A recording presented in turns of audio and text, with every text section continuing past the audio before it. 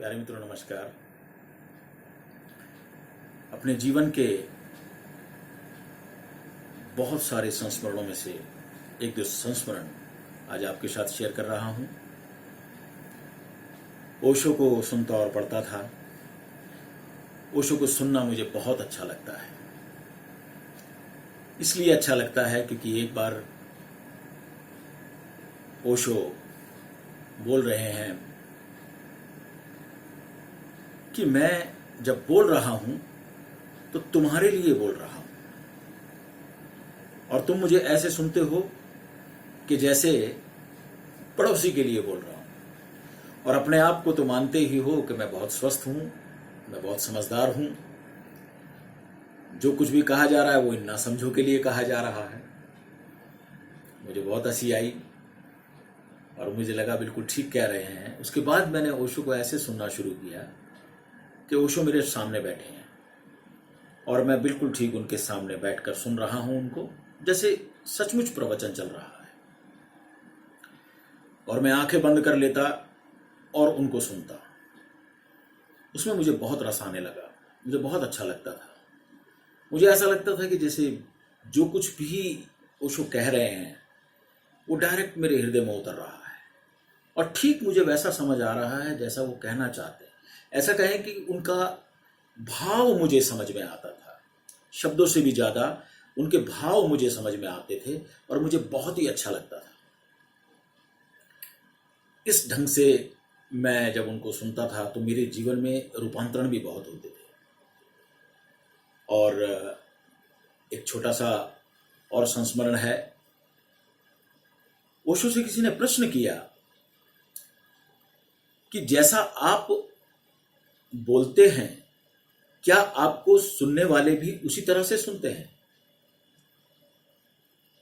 तो उन्होंने कहा कि मैं सबके लिए बोल भी नहीं रहा, मैं सबके लिए नहीं बोल रहा हूं।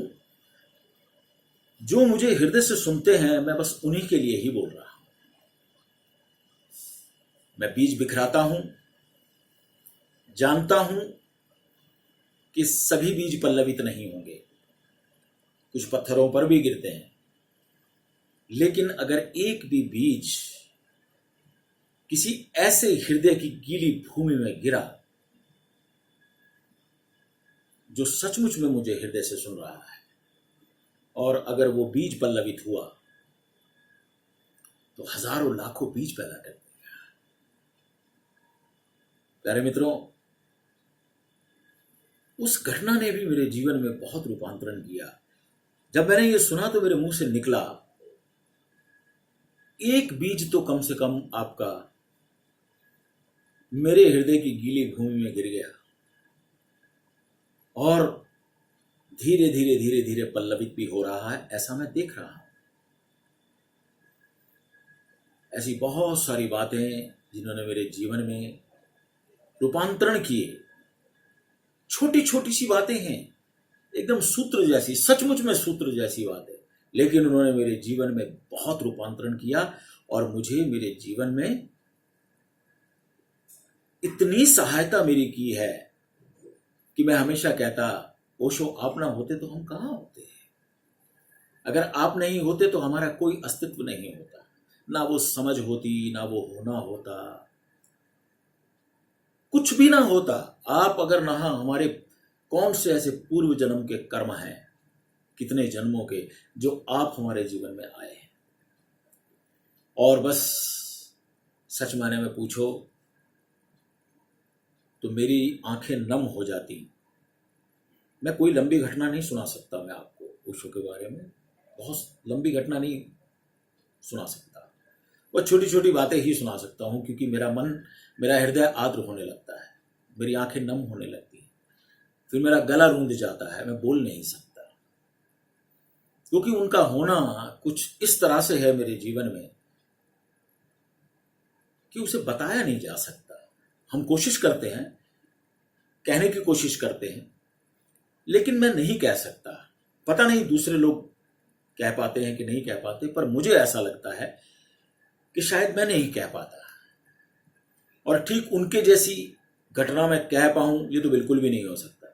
ठीक वैसे ही जैसा उन्होंने कहा वैसा मैं आपको बताऊं वो तो बिल्कुल भी नहीं हो सकता।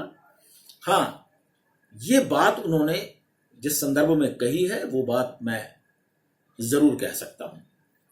तो मेरा मन हुआ कि मैं आपसे ये शेयर करूं, तो मैंने ये बात आपसे शेयर की। और एक एक घटना मुझे याद आती है जिसने मेरे जीवन में रूपांतरण किया, जबरदस्त रूपांतरण किया, और शायद उसी की वजह से मैं ट्रांसफॉर्म हो पाया पूरी तरह से, शायद इस धर्म की दुनिया में और अपने हाई डायमेंशन तक पहुंचने में उस बात ने मेरे लिए बहुत असर दिखाया।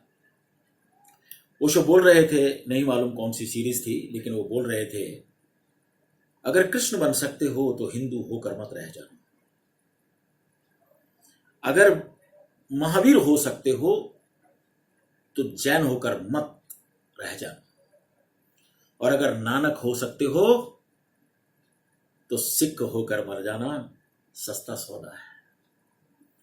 मैंने उस बात को कम से कम 4-5 बार रिपीट करके सुना, और वो इस तरह से मेरे अंदर उतर गई, इस तरह से अंदर उतर गई कि धर्म के जगत में मेरे भीतर क्रांति हो गई। ना मैं हिंदू बचा, ना मैं मुसलमान बचा, कोई कुछ बचा ही नहीं। बस एक ही बात थी कि कृष्ण हुआ जा सकता है, नानक हुआ जा सकता है, बुद्ध हुआ जा सकता है, महावीर हुआ जा सकता है।